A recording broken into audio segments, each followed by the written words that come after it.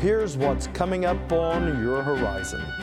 Well, it's the first week of August, and that means for students around the nation saying goodbye to the lazy, hazy days of summer and hello to a new school year. But not everyone is heading back to class, at least in the traditional sense. Today, our focus is on online learning and the impact it's having on students, teachers, and the workplace. We'll visit with two leading experts in digital learning to see why they believe the future of education may be at home on our laptops. So you'll have this big catalog of opportunities, so blended classes at school and then online classes from many different providers. Digital technology opens up so many possibilities for universities, for faculty, and for students.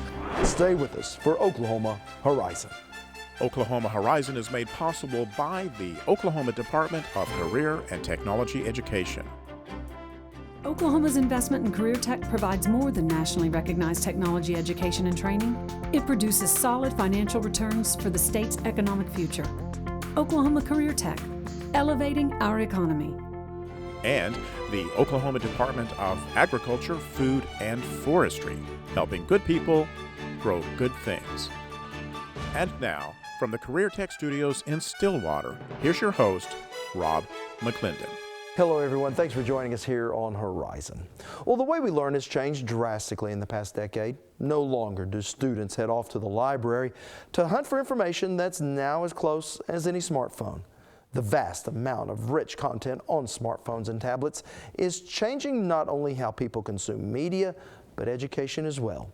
And that's why this summer, a group of state leaders gathered at Oklahoma State University's Wes Watkins Center for Oklahoma's inaugural Digital Forum. Here's our Lisa Hines.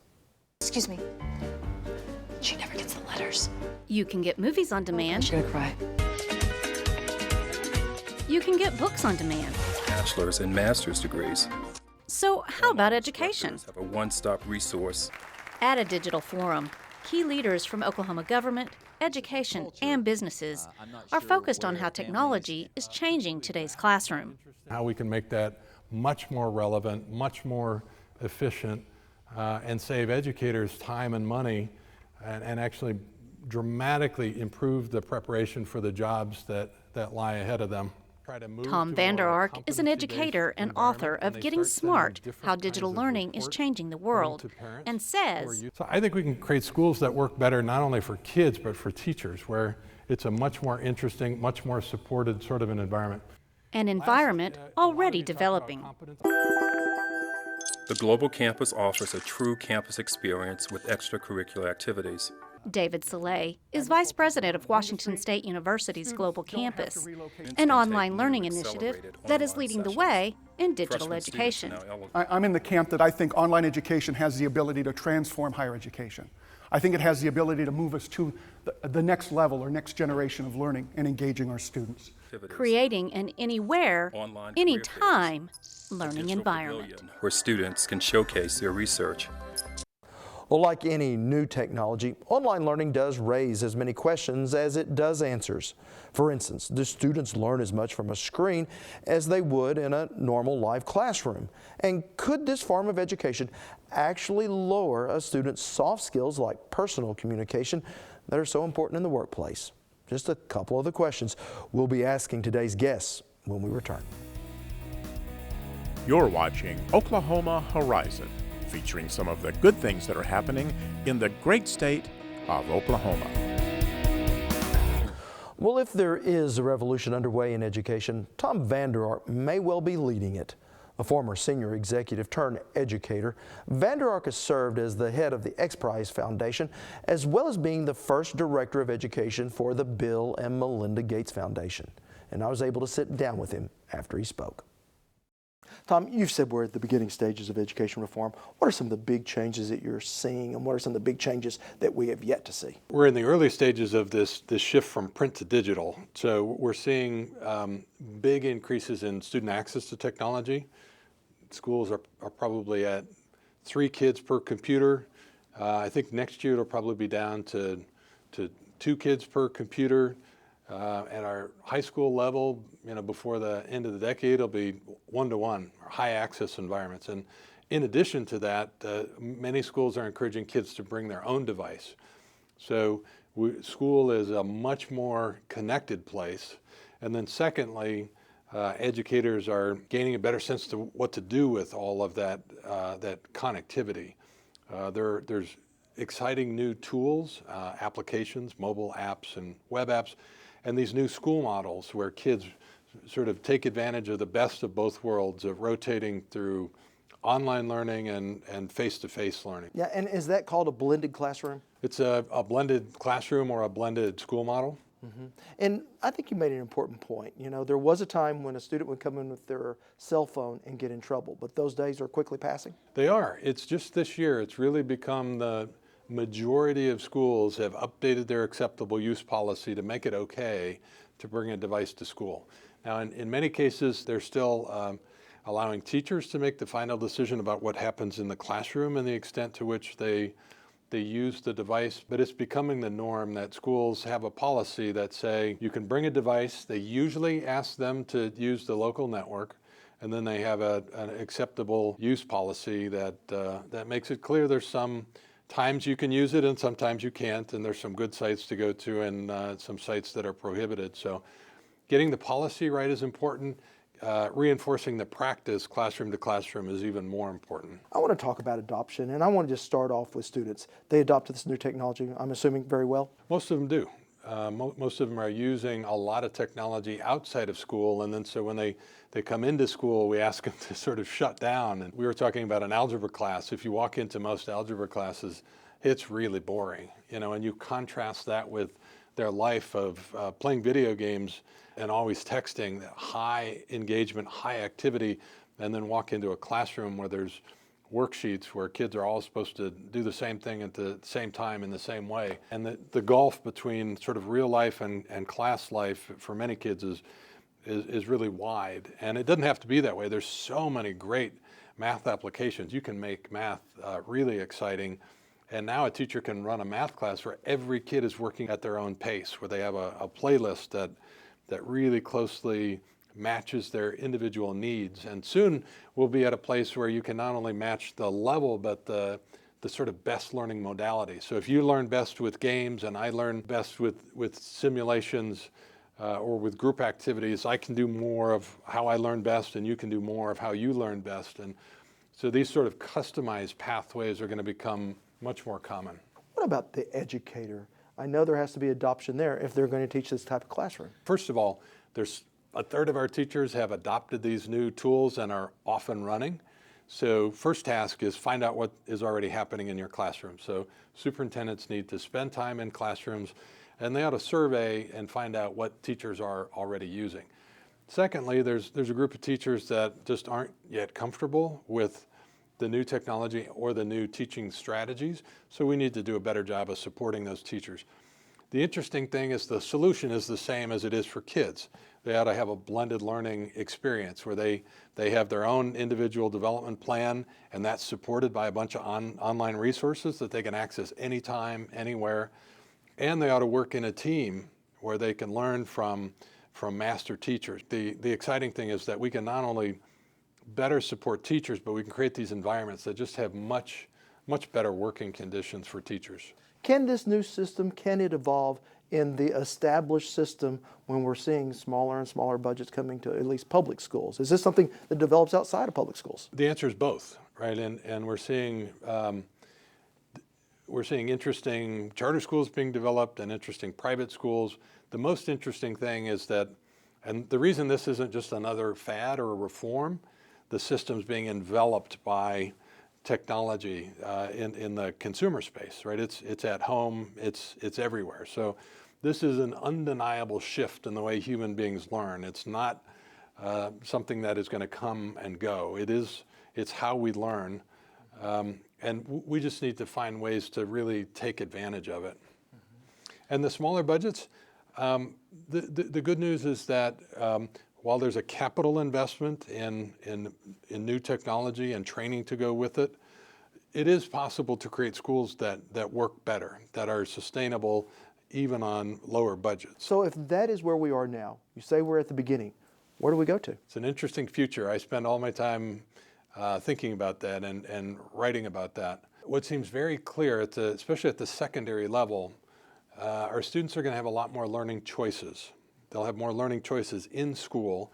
We're moving from big unitary textbooks to modular learning. And so your learning might be a playlist, just like on iTunes, of a video game, and then a chapter, and then a simulation, and then some problems. So you'll have a playlist of these modular objects. But you'll also have the ability to choose from some online classes, some that your district offers and some that come from a tech center down the road, some from another teacher that's been approved as a statewide provider. So you'll have this big catalog of opportunities, blended classes at school, and then online classes from many different providers. So I'm excited about that range of options, but what we need to pay attention to is we need to make sure that as we expand all these options, that there's a spine of guidance and support so that we're helping kids make good decisions and that they're getting the academic support that they need, even though they're taking classes from a number of different people. From a national perspective, are we ready for that type of choice? Politically, are we ready for that type of choice? It's here, right? It's coming in different speeds in different states, but there's probably 4 million high school kids taking online classes today. There are states like Louisiana that have created a really interesting course choice system where they're inviting providers to come in, and the providers include some of the big companies that you'd expect, but they also include teachers that want to be approved as a statewide math teacher or a statewide French teacher. So teachers as providers is a really exciting subject. This is coming, and whether it's sanctioned by a local district, kids are still going home and studying Khan Academy at night, and so they're blending their own learning. So this is happening everywhere in the United States, but it's a time when leaders, they can either try to stop it or they can try to use it in a way to create better opportunity for teachers and kids. And so I think our leaders right now need to be creating community conversations about the new opportunity set and then breaking these changes into sort of manageable chunks over the next few years so that a community really has time to incorporate the new changes and to be part of a conversation about what's working and what's not. So it's going to take this sort of iterative, community-wide conversations as the opportunity set improves. All right. Well, certainly some interesting, exciting times in education. Tom Vander Ark, thank you for your insight. Thanks.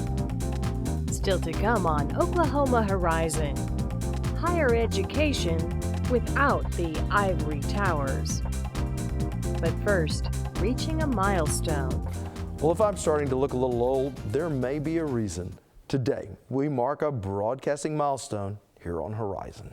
So everybody I know is a character on the show. Right. Jerry Seinfeld didn't do it. Absolutely nothing. Neither could Bill Cosby back in the 1980s. We didn't even get a chance to say hello. Not even Lucille Ball with the I Love Lucy show. Hello. For all their success, none of these great TV programs did what we're doing today. And that's marking the milestone of Show 500. Sure, the sets have changed and we may look a little older, but our belief that it's important to examine those issues that really matter has never wavered. And now, from the Career Tech Studios in Stillwater, here's your host, Rob McClendon. So what's in a name? Well, for us, the very name Horizon signifies what we hope to bring you each week, a look towards the future while very much living here in the present. From economic trends to social issues, our world is changing, and our hope is to give you the insight on how best to prepare for it. So thank you for helping us celebrate the 500th episode of Oklahoma Horizon, and we can't wait to get started on number 501. Want to share something you've seen here today? Well, all of our episodes are streaming on our YouTube channel at Oklahoma Horizon TV, or you can subscribe to our weekly free podcasts on iTunes. Well, not every educator has embraced online learning. Some even see it as a threat that could lower student outcomes and cost teachers jobs. But our next guest says online learning and the traditional classroom isn't an either-or choice.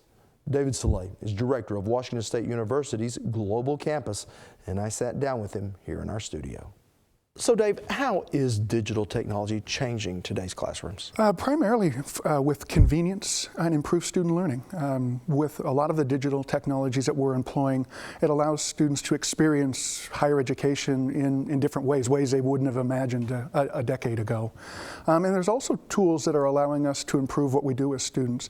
Tools like adaptive learning, where we can tailor learning experience to individual students, yet they're still involved in a classroom. Mm-hmm.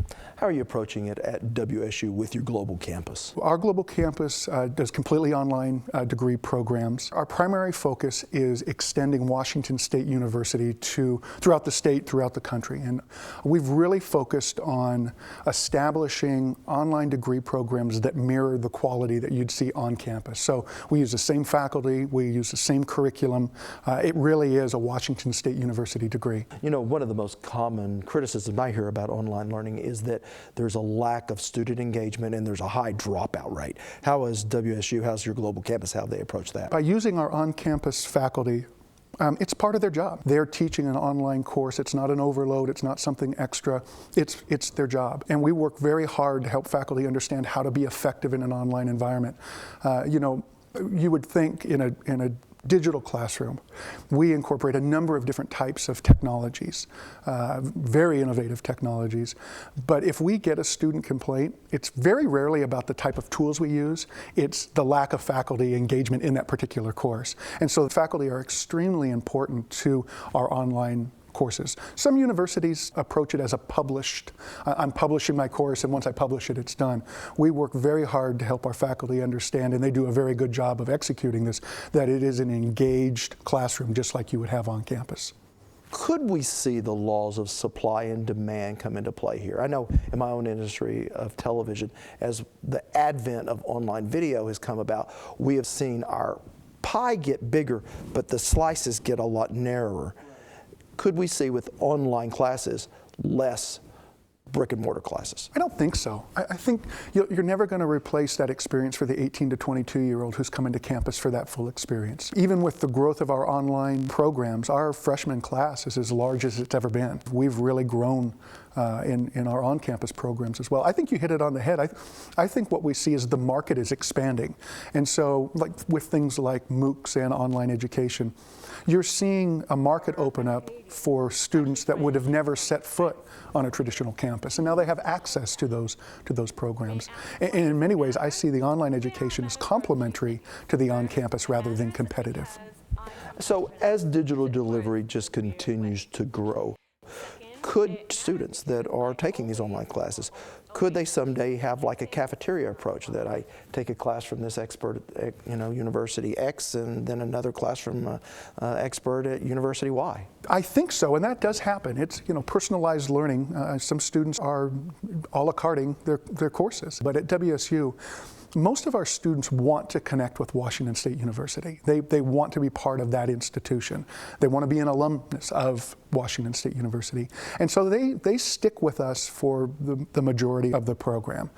Many of them come in with an AA degree from a community college, but they look to Washington State to provide their courses. Well, there are plenty of people from state capitals to Congress to just on the street that are highly critical of the cost of higher education. Is the digital classroom, is digital delivery, is that a possible solution to the high inflation that we've seen in higher ed? I'll talk about that from the approach we've taken. We have tried, and I think we've done it successfully, to mirror the quality of an on-campus degree. We want to provide the same type of experience that you'd have on campus. To do that, we use the same operational model that we do on campus by using our on-campus faculty to teach our online courses. We don't pay overload, we don't hire additional adjuncts, we use the same model. And so Our instructional costs are identical. Our tuition prices are identical as well. What you save in our model is the buildings, but that comes from a different budget. That doesn't come from your operational budget.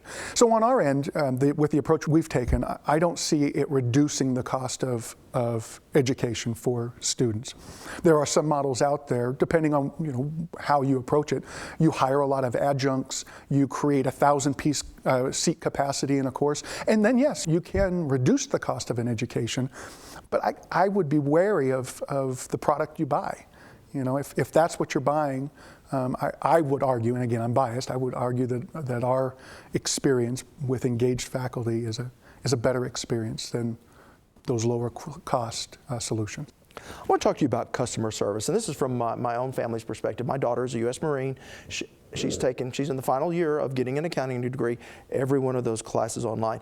And I'm not going to criticize any university, but she went to a couple of different ones and wasn't very happy with the customer service until she finally found one that she was. How critical will customer service be in this online education world? Essential. And that's one of the reasons that at Washington State we established a global campus.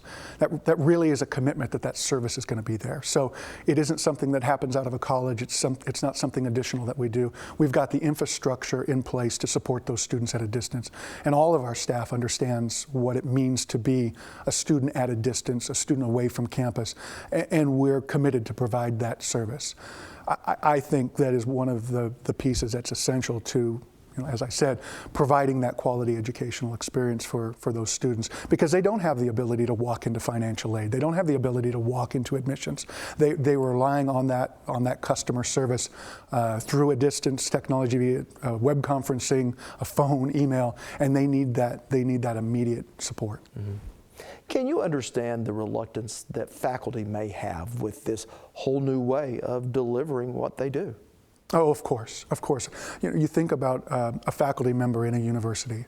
Most, if not all, were raised with the model that they employ on campus. They were excellent students, sitting in a classroom, listening to a faculty member educate them. And they are familiar with that model. Thinking about a different way of doing it is oftentimes uncomfortable for someone who has done it one way for so long.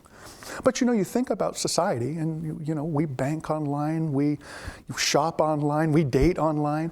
It seems to be just like a natural progression that higher education would move in that direction. And as faculty become familiar with that experience, I think they become more comfortable with those tools and that environment.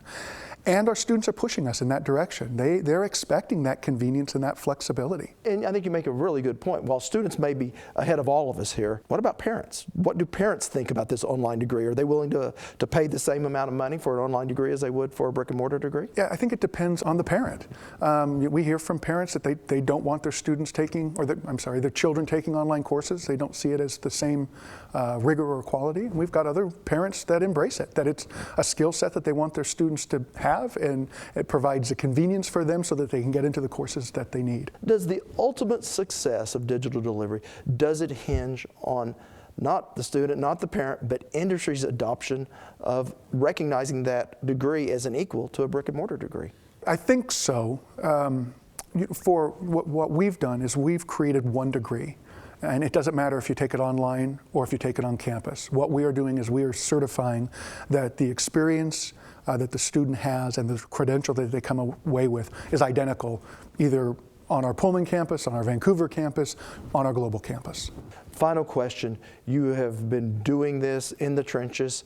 What's the future going to look like? I think the future's bright. I think digital technology opens up so many possibilities for universities, for faculty, and for students to do things in ways that we haven't even dreamt of doing them, and provides that convenience and flexibility and maybe even cost savings for students. All right. Dr. Davis Olay, thank you for your insights. Thank you very much. You can keep up with us throughout the week. Just head to okhorizon.com, where you can see more of any of our stories, read our reporters behind the scenes blogs, see what others are saying about us on Twitter, and face the facts with our regular updates. So reach out and touch us anywhere and anytime. Next time on Oklahoma Horizon, We'll look at the economic impact of Oklahoma's equine industry. The impact to the state is huge. I deal specifically with Oklahoma City, and of course, here in Oklahoma City, between the show horse and the racing horse components, it is probably in excess of $400 million a year. Plus, we'll meet an Oklahoma student who's not let distance or difficulty stand in his way. An Oklahoma show for the Heartland, Oklahoma Horizon. Well, that is going to wrap us up for today, but you can see more of any of our stories on our website at okhorizon.com. You can also watch us on the go with our weekly podcast on iTunes. Follow us throughout the week on Twitter at OKHorizonTV, or just become a Horizon fan on Facebook. I'm Rob McClendon. Thanks for watching. See you back here next week.